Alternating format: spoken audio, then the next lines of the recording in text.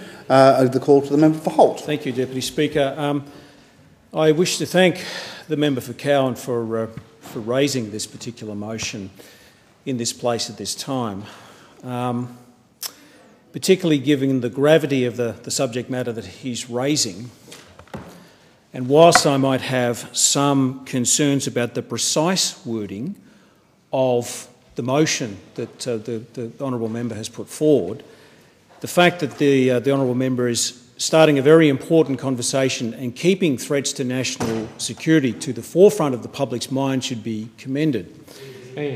One of the grave concerns I've had as a member of the Security Committee since 2005 and occupying the national security space since 2005 is the deep concern that I have had that eventually and inevitably in this country an event will occur on this soil of the magnitude of a Bali event or just a terrorism event. That event will basically be there to cause damage, immense damage to the psyche of the Australian community. That will be its purpose, that will be its intent. And why I like what the member for Cowan is doing is that in some occasions, through some sections of the media and some sections of the commentariat, there's a belief that discussions about liberties of those that might be impacted on proposed laws in this place and proposed laws to come will be impinged upon. But there's not a discussion about the threat that is posed to Australian citizens now and in the future. And as we know, the threat is increasing. And you can't blithely just say the threat to our nation's security is increasing. We know, and I know, having occupied this space for 9 years, the intelligence community space, that the threat is accelerating and the government of the day needs to take the actions that it needs to take to protect its citizenry. That is the primary job of a government, to protect its citizens. Everything else flows from that point. You can't have an economy if you don't have security.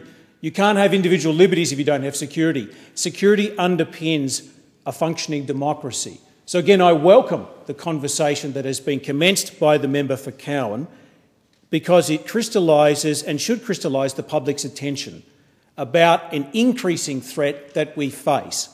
What I would say to the Australian government respectfully is that the report that I chaired, and the Attorney-General was a member of that committee, one of the best committees I've ever served on, and the member for Melbourne Ports was as well, in a bipartisan way reached 43 recommendations about proposed national security legislation reform.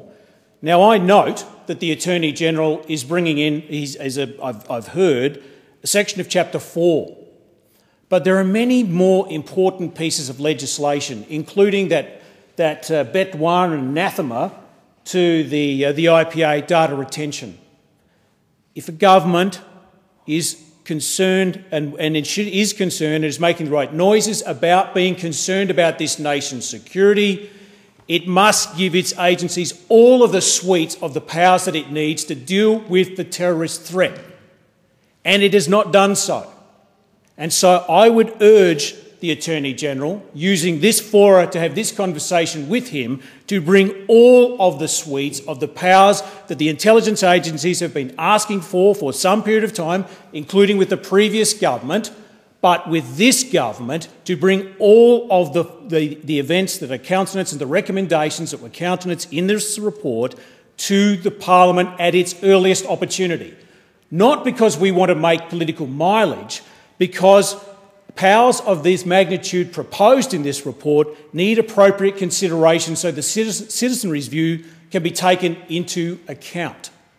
It is vital that these powers be brought before the Parliament sooner rather than later. I don't want to see data retention debated in this chamber and the chamber below after an event has occurred on Australia's soil. And I am deeply apprehensive, as I started my speech by saying, that inevitably and in the not-too-distant future we will have an event on this soil. I don't want to be part of a parliament that reacts to an event. I want to be part of a parliament that puts the laws in place to prevent that event from taking place. So in commending the member for Cowan for this motion, continue this important conversation, Member for Cowan, and I would urge the government to bring all of the powers that it could to this parliament to be debated in this place.